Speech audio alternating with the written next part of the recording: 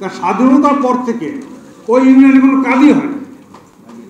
সাঁকো ছাড়া, বাঁশের সাঁকো ছাড়া কোনো রকম কোনো কাজ ওই ইউনিয়নে ছিল না। আমি যাওয়া দিত না। এটা বেশি না, আমি 93 কথা বলছি, 93 বেশি দিন না, 20 বছর আগের কথা।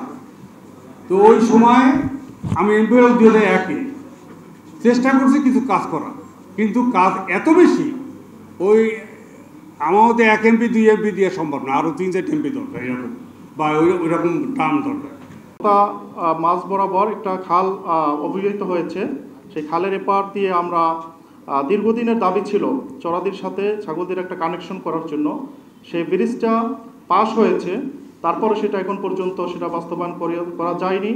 আমি অনুরোধ করব, সম্মানিত আজকে সচিব মহোদয় আমাদের মাঝে এসেছেন, তার কাছে অনুরোধ করব, আমরা যদি হলতার ওই খালের হলতা বাজারের সাথে যদি আমরা ওটা সংযোগ না করে, আমরা যদি ছাগলদি মাদ্রাসা আছে ওই মাদ্রাসার ওখান থেকে যদি আমরা ব্রিজটি বাস্তবায়ন করতে পারি, তাহলে এপার ওপারের কানেকশনটা বরিশাল পর্যন্ত চলে আসবে।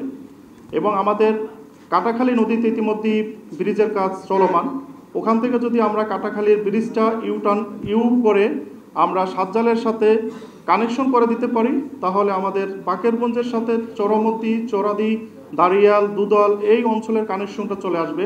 এটা আজকে সম্মানিত অতিথি আমাদের মাননীয় সচিব মহোদয়ের দৃষ্টি আকর্ষণ করছি।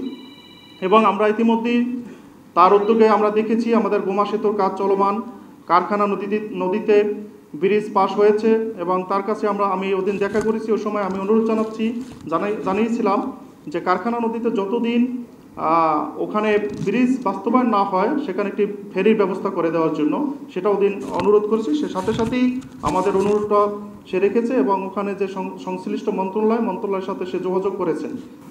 স্থানীয় সরকার মন্ত্রণালয়ে যিনি ছিলেন দায়িত্বে, তার সাথে আমি যোগাযোগ করি যে আমার উপজেলার ইউনো অফিস এভাবে থাকতে পারে না, সেখানে অবশ্যই একটি ভালো মডেল টাইপ উপজেলা নির্বাহী অফিসের যে অন্যান্য উপজেলায় যে কাঠামো রয়েছে সেরকম একটি নতুন ভবন আমাদেরকে দিতে হবে। আলহামদুলিল্লাহ আমার প্রচেষ্টা সফল হয়েছে। সেখানে একটা টাইপ প্ল্যান উপজেলা ভবন পাস হয়েছে, অল্প একটু বাকি আছে টেন্ডার হতে। আপনারা দোয়া করবেন যেন টেন্ডার প্রক্রিয়াটি অনতিবিলম্বে শুরু হয়ে যায়।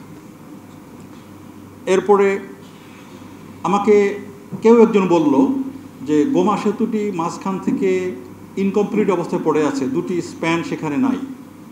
আমাকে কেউ সেখানে নিয়ে যায়, আমি সেটি দেখি। ঢাকা এসেই আমি সড়ক বিভাগের সম্মানিত সিনিয়র সচিবরা আপনারা জানেন যে সচিবদের মধ্যে এক ধরনের একটা কলিগ বা একটা সৌহার্দ্যপূর্ণ সম্পর্ক থাকে। আমি তাকে বললাম যে দুটো স্প্যান মাঝখান থেকে বাকি, এটা তো হতে পারে না, আপনি এটা ব্যবস্থা নেন।